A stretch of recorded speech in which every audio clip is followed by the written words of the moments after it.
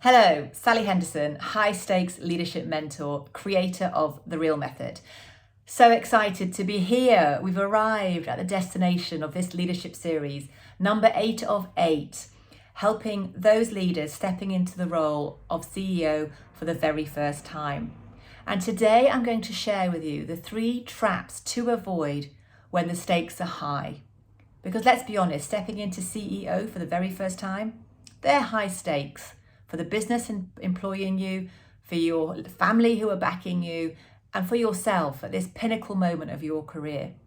So let me take you through 3 traps that you don't need to go through, but sadly, I see far too many businesses and leaders suffering with when they're not getting the right help and support, which was the theme of chapter 5 in this series. So you want to set up to avoid the first trap, which is missing clarity.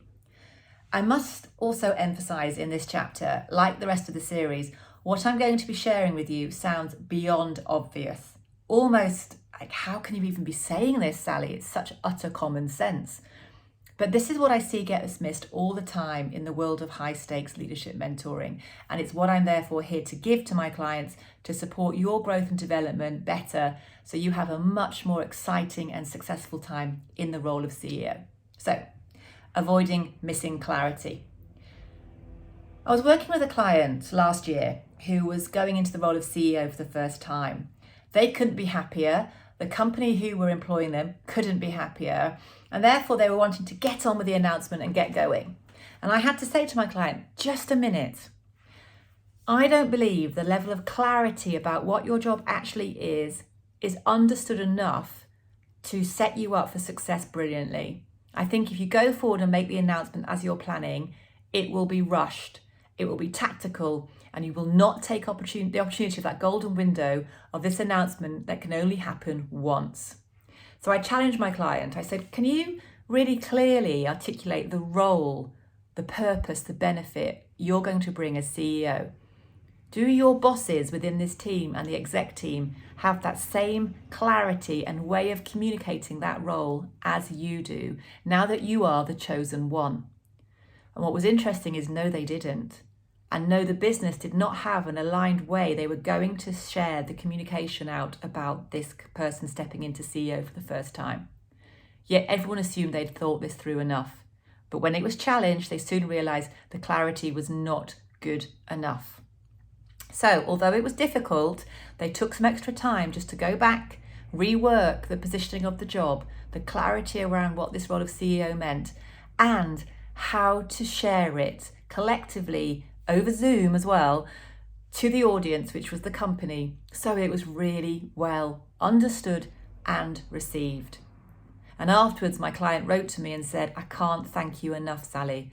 The difference it made, just taking that extra time to get super clear about the role, made all the difference. And I now feel so much better than my client speaking here, going into this role.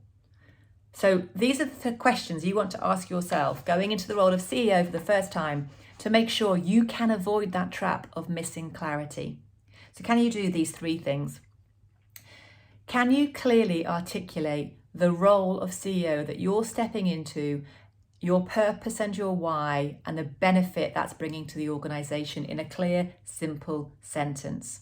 For example, my role, I'm a high-stake leadership mentor working with high-performing senior leaders and teams to help them achieve success that feels right.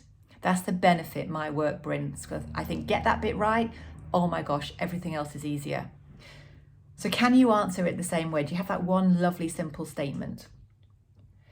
Are you clear on how this role of CEO is being positioned both internally in the company you're joining or have recently joined and externally to the market?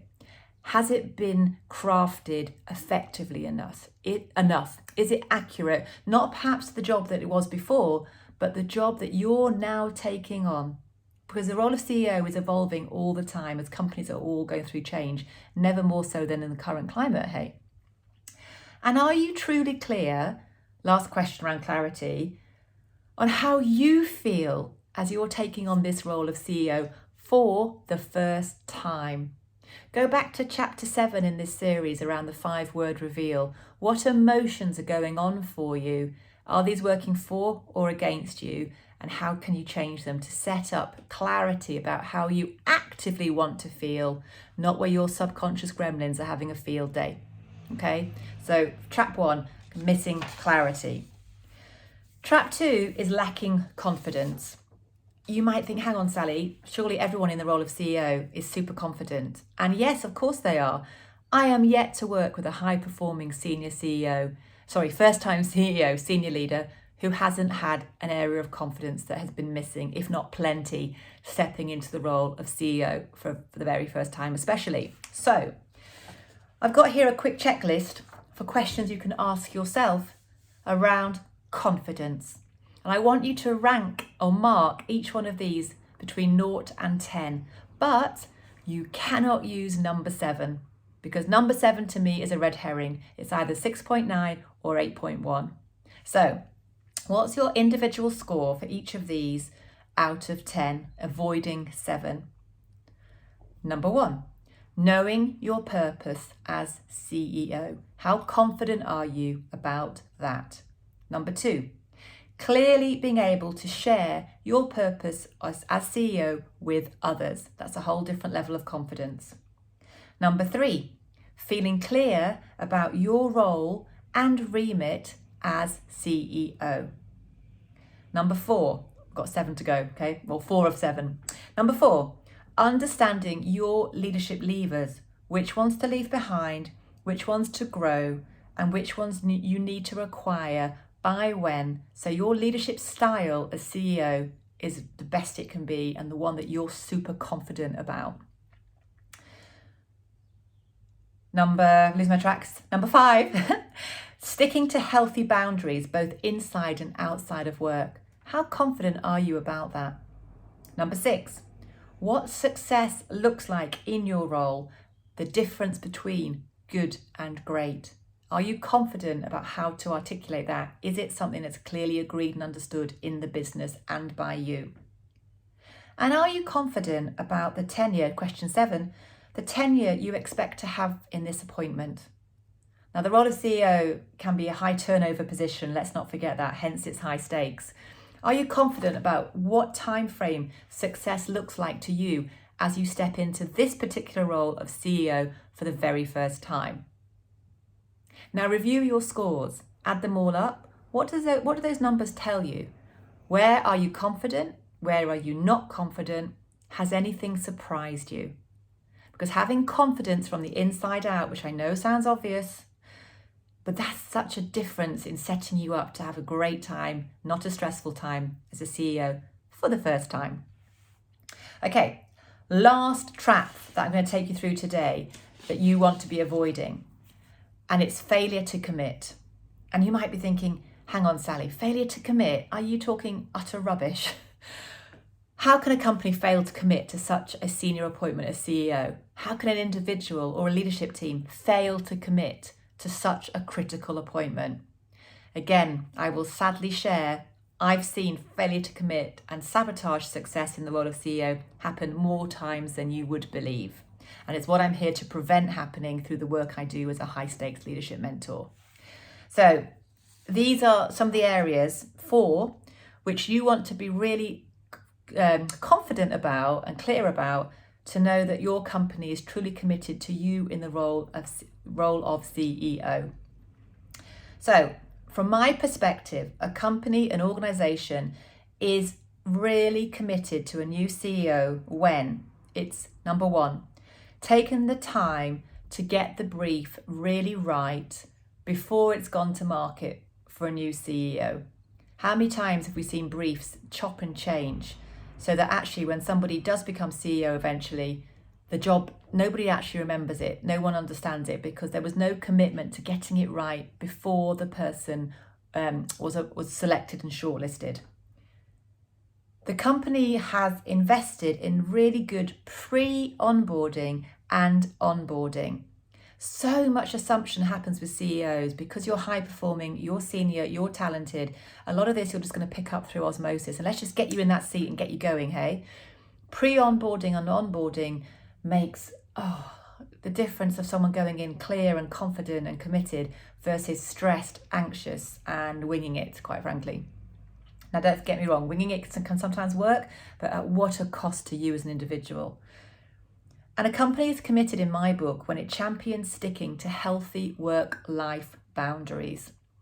Role modeling around what high performance looks like, what's sustainable, what's good working ethics when you're the CEO. That can only come when the people around you support you to actually enjoy and experience that for yourself. When the commitment comes to underpinning the role of CEO really brilliantly, everything else is going to be easier. Again, I know, I cringe, it sounds so obvious, but I've just seen the mess that's left in the wake when companies fail to commit properly.